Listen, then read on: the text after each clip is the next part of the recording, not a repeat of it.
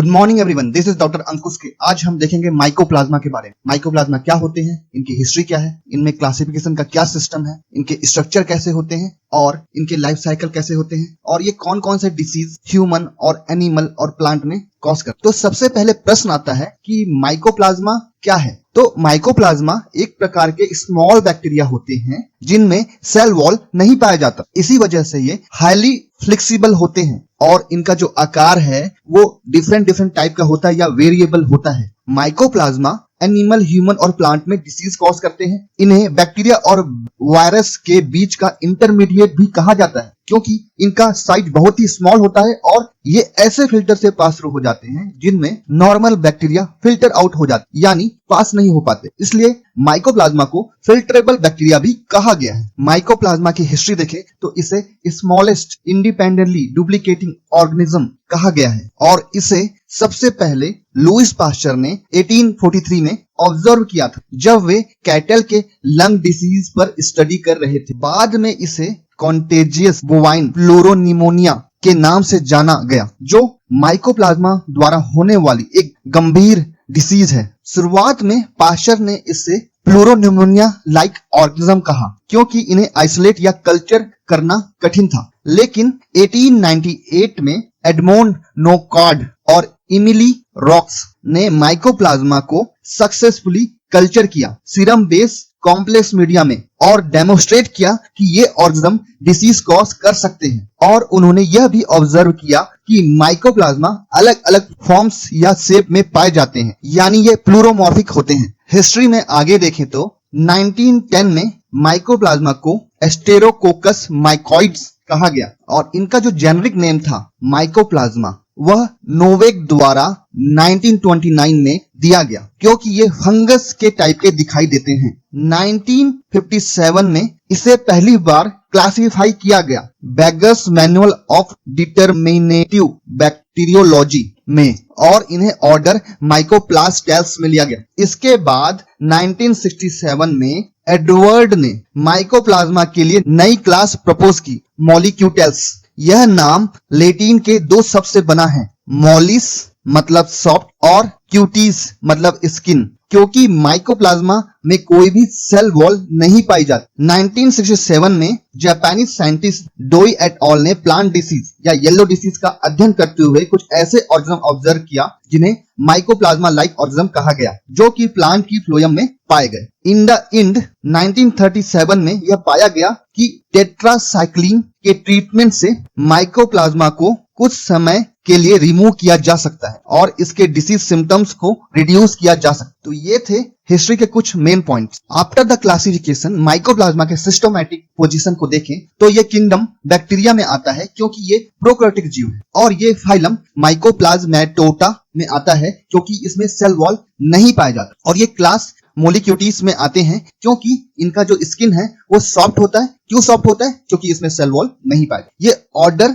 माइकोप्लाज्मेटेल्स में आते हैं क्योंकि ये स्मॉल फ्री लिविंग प्रोकैरियोटिक होते हैं जो कि अक्सर पैरासाइटिक और कमेंसल होते हैं। ये फैमिली माइकोप्लाज्मेटेल्सी में आते हैं क्योंकि ये होस्ट डिपेंडेंट होते हैं और इनका जीनोम बहुत ही छोटा होता है और साथ ही साथ इनमें जो सेल वॉल है ये नहीं पाया जाता। लास्ट इनका जीनस माइकोप्लाज्मा है। ये वो जीनस है जिसमें वे ऑर्गेनिज्म आते हैं जो ह्यूमन, एनिमल और प्लांट को इन्फेक्ट करते हैं और डिसीज कॉज करते हैं। माइकोप्लाज्मा के हैबिट और हैबिटाट को देखें तो माइकोप्लाज्मा जो है वो पैरासाइटिक या सैप्रोफाइटिक नेचर के होते हैं और इनकी कम से कम 200 से अधिक स्पीसीज पाई जाती है। यह sewage, plant, animal, insect, human, hot spring और हाई टेम्परेचर इन्वायरमेंट में भी सर्वाइव कर सकते हैं। ये पौधों के या प्लांट के फ्लोएम में प्रेजेंट होते हैं और ह्यूमन में ये लगभग 12 प्रकार के माइकोप्लाज्मा पाए जाते हैं। जनरली माइकोप्लाज्मा ओरेल और माइकोप्लाज्मा सेल्वेरियम सभी हेल्थी एडल्ट में पाए जाते हैं और ये डिफरेंट डिसीज कॉज करते हैं डिफरेंट होस्ट में, प्लांट, एनिमल और ह्यूमन। माइकोप्लाज्मा के जनरल कैरेक्टर को हम देखें आगे तो माइकोप्लाज्मा में कोई भी सेल वॉल प्रेजेंट नहीं होती, इसलिए वो हाईली फ्लेक्सिबल होते हैं। इसी कारण ये आसानी से डिफॉर्म हो जाते हैं और इनका जो शेप है वो अलग अलग प्रकार का पाया जाता है। या ये कह सकते हैं हम कि ये प्लियोमॉर्फिक होते हैं। फॉर एग्जाम्पल इनके शेप कई प्रकार के हो सकते, राउंड शेप, ग्रेन्युलर शेप यानी छोटे छोटे पार्टिकल या ग्रेन्यूल्स के रूप में, पीर शेप जिनमें इनका एक छोर मोटा और दूसरा छोर पतला पाया जाता है, ये भी इनका शेप हो सकता है। क्लस्टर शेप यानी झुंड के रूप में इनका शेप हो सकता है। रिंग लाइक स्ट्रक्चर जो सर्कुलर होते हैं और बीच में क्लियर जोन होता है, इस प्रकार का भी इनका स्ट्रक्चर हो सकता है। फिलामेंटस टाइप यानी धागे के जैसे लंबे और पतले स्ट्रक्चर इनके हो सकते हैं। माइकोप्लाज्मा का जो साइज है वो बहुत ही स्मॉल होता है, 0.3 से 0.9 माइक्रोमीटर तक होता है। इनकी जो कॉलोनी है आमतौर पे फ्राइड एग की तरह दिखाई देती है। ये जो स्ट्रक्चर देख रहे हैं आप वो फ्राइड एग की तरह आपको दिखाई दे रहा होगा। इनका जो सेंट्रल वाला जो भाग है वो थोड़ा उठा हुआ रहता है और इनके जो चारों ओर का जो भाग है वो फैला हुआ स्पष्ट छिद्र होता है। आगे जनरल कैरेक्टर में देखें तो जो माइकोप्लाज्मा है वो फिल्ट्रेबल नेचर के होते हैं, यानी ये वायरस की तरह बैक्टीरियल फिल्टर से पास थ्रू हो जाते हैं, लेकिन ये बैक्टीरिया की तरह नॉन लिविंग मीडिया में भी ग्रो कर सकते हैं। इसी वजह से इन्हें वायरस की तरह ग्रोथ करने के लिए किसी भी होस्ट की आवश्यकता नहीं होती। अगर माइकोप्लाज्मा के सेल मेम्ब्रेन की बात करें तो ये यूनिक 3 लेयर मेम्ब्रेन होती है, जिनमें 3 लेयर प्रेजेंट होती है, आउटर, मिडिल और इनर लेयर। और इनकी जो मेम्ब्रेन की थिकनेस है वो 7.5 से 10 माइक्रोमीटर होती है। और इनके जो सेल मेम्ब्रेन है उसमें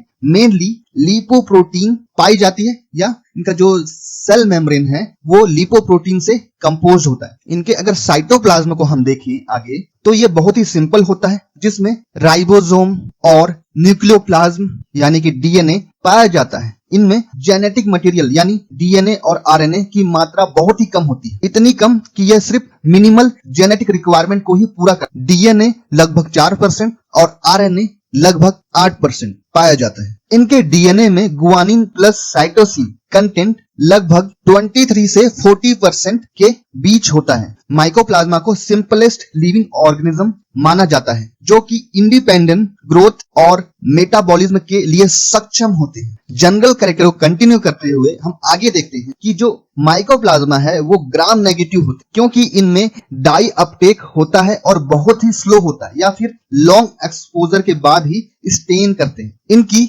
मोबिलिटी की बात करें तो ये जनरली नॉन मोटाइल होते हैं, लेकिन कुछ स्पीसीज में इनकी ग्लाइडिंग मूवमेंट देखी गई है। इनका जो रिप्रोडक्शन है वो मुख्यतः बाइनरी फ्यूजन के माध्यम से होता है, लेकिन कुछ मामलों में देखा गया है कि इनमें बर्डिंग भी पाई गई है। माइकोप्लाज्मा सेंसिटिव होते हैं ऑक्सीटेट्रासाइक्लिन, स्ट्रेप्टोमाइसिन, इरेथ्रोमाइसिन और क्लोरोएम्फेनिकॉल जैसे एंटीबायोटिक के प्रति, लेकिन ये रेजिस्टेंट होते हैं पेनिसिलिन, एम्पिसिलिन और मेथिसिलिन जैसे एंटीबायोटिक के प्रति, क्योंकि ये ड्रग पेप्टाइडोग्लाइकन सिंथेसिस को टारगेट करती है और पेप्टाइडोग्लाइकन माइकोप्लाज्मा की सेल वॉल में मौजूद नहीं होता। माइकोप्लाज्मा के 5 यूनिक कैरेक्टर के बारे में हम बात करें तो सबसे पहला है कि माइकोप्लाज्मा किसी भी प्रकार के लिविंग टिश्यू का निर्माण नहीं करते, मतलब ये सिंगल सेल होते हैं, टिश्यू नहीं बनाते। दूसरा कैरेक्टर हम देखें तो ये बैक्टीरिया की तरह ग्रोथ मीडियम में grow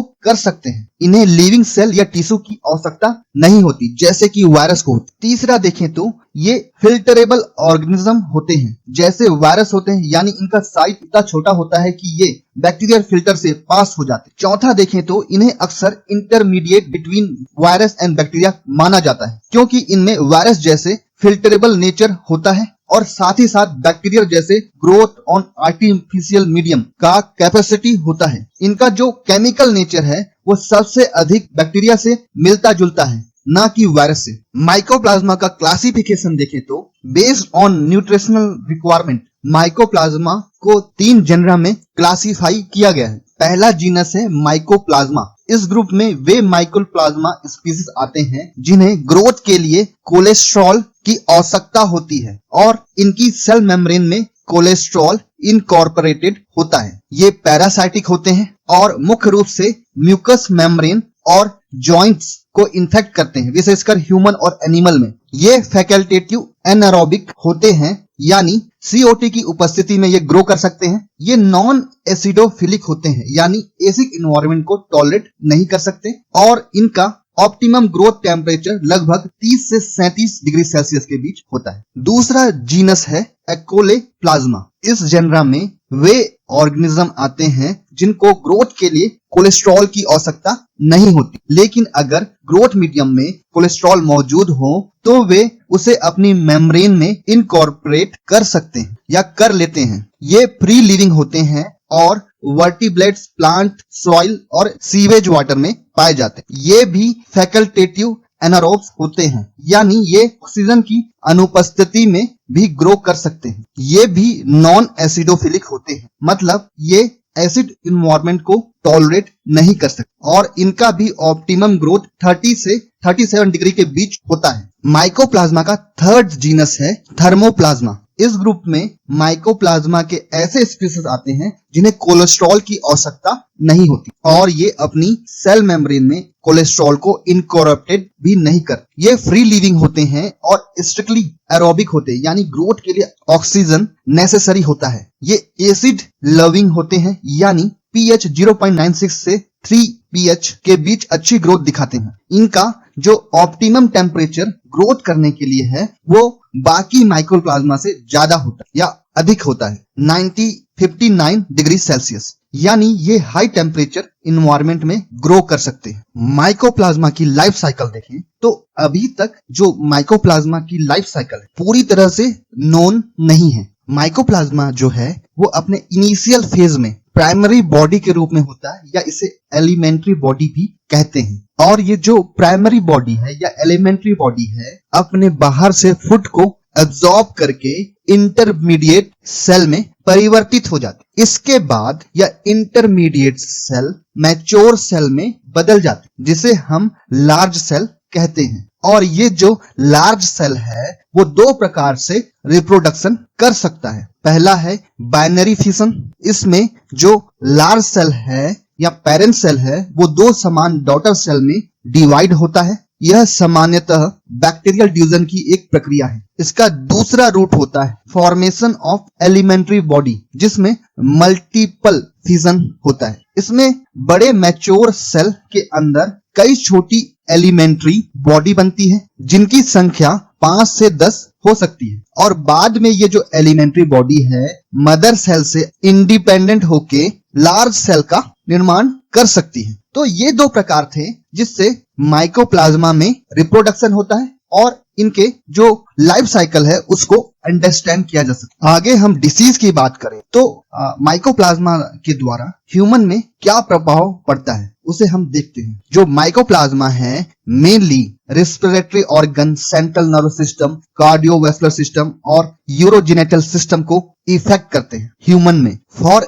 example mycoplasma hominis mainly pleuropneumonia, inflammation in genital tract, non specific prostatitis और डिफरेंट डिसीज का रीजन बनता है। माइकोप्लाज्मा से डिसीज तभी ओरिजिन होती है जब जो ह्यूमन का इम्यून सिस्टम जो है वीक हो जाता है। माइकोप्लाज्मा न्यूमोनी ह्यूमन में प्राइमरी एटाइपिकल न्यूमोनिया का मुख्य कारण होता है। इस डिसीज में ये होमोमॉर्फिक लैरिंगेस्टिस और ईयर इन्फ्लेमेशन कॉज करता है जो कि टाइटनिंग ऑफ मेम्ब्रेन से जुड़ा होता है। माइकोप्लाज्मा होमिस और फर्मेंटिस ह्यूमन में इनफर्टिलिटी मेनली मेन में का कारण बनते हैं। माइकोप्लाज्मा ओरले और माइकोप्लाज्मा सेल्वीरम जनरली ओरल कैविटी में पाई जाती और ये ह्यूमन में लोकल इन्फ्लेमेशन या संक्रमण कॉज कर सकते हैं। तो ये ह्यूमन में कुछ माइकोप्लाज्मा के एग्जांपल थे। एनिमल में देखें तो माइकोप्लाज्मा माइकोइड्स प्लूरोन्यूमोनिया कॉज करता है कैटल और गॉट में। गॉट में माइकोप्लाज्मा माइकोइड्स क्रोनिक रेस्पिरेटरी इंफेक्शन और सिस्टमैटिक इंफेक्शन का कारण बनता है। माइकोप्लाज्मा बोविजेनिटेलियम इन्फ्लेमेशन कॉज करता है एनिमल के जेनिटल ट्रैक्ट पे। माइकोप्लाज्मा एगालैक्टिया कॉज करता है, मींस जो मिल्क प्रोडक्शन है वो सिप और गॉट में नहीं होता इस माइकोप्लाज्मा के कारण। प्लांट डिसीज के बारे में देखें जो माइकोप्लाज्मा के द्वारा फैलाए जाते हैं। तो जो माइकोप्लाज्मा है प्लांट के हार्मोनल बैलेंस को डिस्टर्ब करता है जिसके कारण पौधे का बौनापन देखा गया है। इसके अलावा loss of apical dominance means plant की एपिकल बर्ड जो है उनमें ग्रोथ रुक जाता है। माइकोप्लाज्मा डिसीज में फ्लोरल बर्ड जो होते हैं वो असामान्य रूप से लार्ज हो जाते हैं और सूट में बंची ग्रोथ देखने को मिलती है, यानी बहुत सारी सूट एक साथ विकसित होने लगती है। तो ये सारी जो चीजें हैं वो होती है माइकोप्लाज्मा डिसीज के कारण प्लांट। आगे हम देखें कि प्लांट में माइकोप्लाज्मा डिसीज ट्रांसमिशन कैसे होता है। तो माइकोप्लाज्मा में डिसीज ट्रांसमिशन मुख्यतः इंसेक्ट वेक्टर के द्वारा होता है। वेक्टर का मतलब ये होता है कि ऐसा माध्यम जिसके द्वारा डिसीज का आदान प्रदान होता है। इनमें मुख्य जो इंसेक्ट इन्वॉल्व होते हैं वो सिकेडेल्डी फैमिली से आते हैं और डिफरेंट एक्सपेरिमेंट से यह प्रूव हुआ है कि ये इंसेक्ट अपने बॉडी के अंदर माइकोप्लाज्मा को डिवाइड और मल्टीप्लाई कर सकते हैं। एक निश्चित इंक्यूबेशन पीरियड के बाद जब ये इंसेक्ट या कहें इन्फेक्टेड इंसेक्ट किसी हेल्थी प्लांट पर फीड करता है तो यह प्लांट भी इन्फेक्टेड हो जाता है। माइकोप्लाज्मा से प्लांट में डिफरेंट टाइप्स के डिसीज होते हैं, जैसे लिटिल लीफ ऑफ ब्रिंजल। इसमें ब्रिंजल बैगन के प्लांट की पत्तियां बहुत छोटी हो जाती है और इनके